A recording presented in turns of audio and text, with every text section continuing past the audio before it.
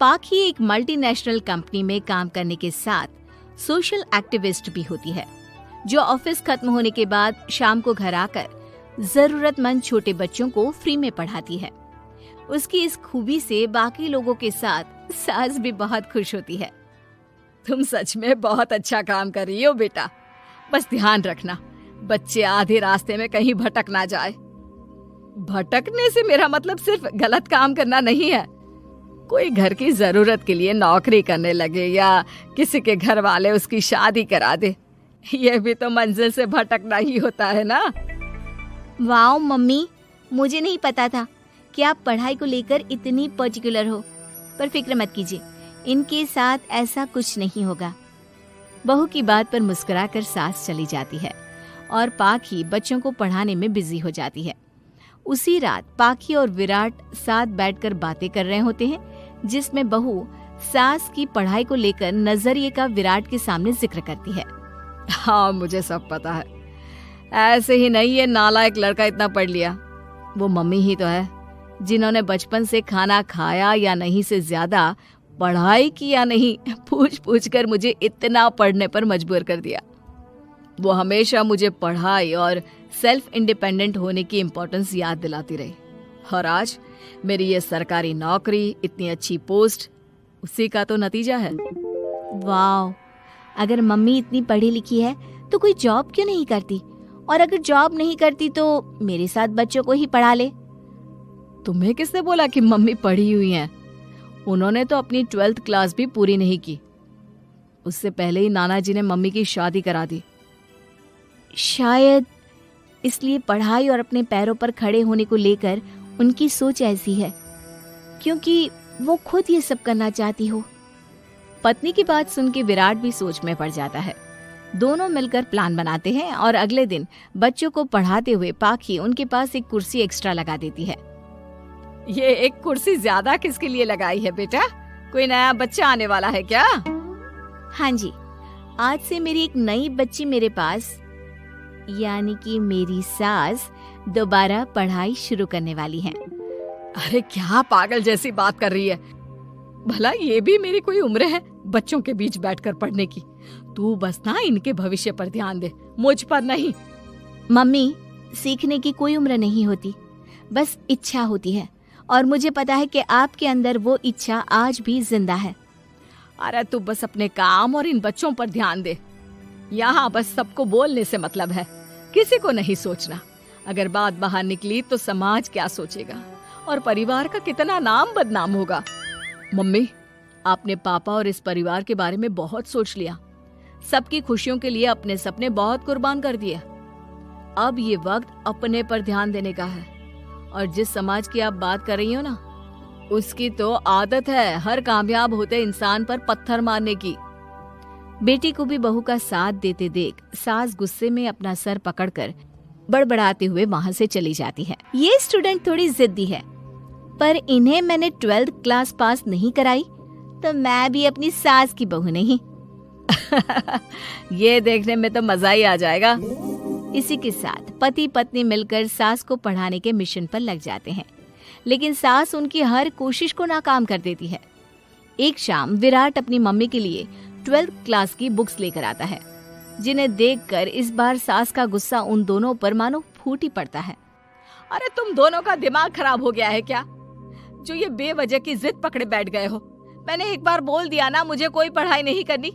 इसके बाद मेरी पढ़ाई को लेकर मुझे घर में कोई जिक्र नहीं चाहिए। पोता पोती पकड़ने की उम्र में किताबें पकड़ूंगी तो अच्छी लगूंगी क्या? अरे परिवार का मजाक बन जाएगा। मम्मी, पोते पोती आप पढ़ने के बाद भी तो खिला सकती हो। और रही मजाक बनाने वाले लोगों की बात, तो उनके पास खुद का कोई सपना होता नहीं, इसलिए दूसरों की उड़ान रोकने की कोशिश करते रहते हैं।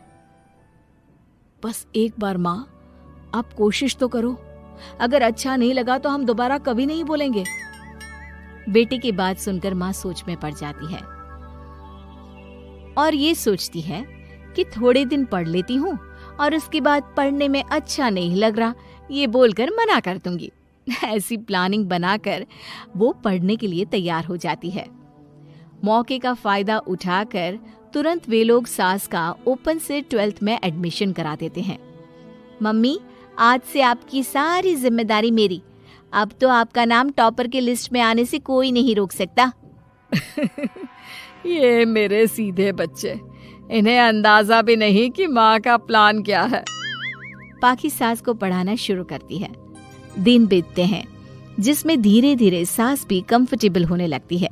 लेकिन फिर पाखी एक सब्जेक्ट पढ़ने के लिए ट्यूशन जाने का सजेशन देती है, जिस पर बहुत गुस्सा, ड्रामा करने और पाखी के लाख बार मनाने के बाद एक बार फिर सास तैयार हो जाती है।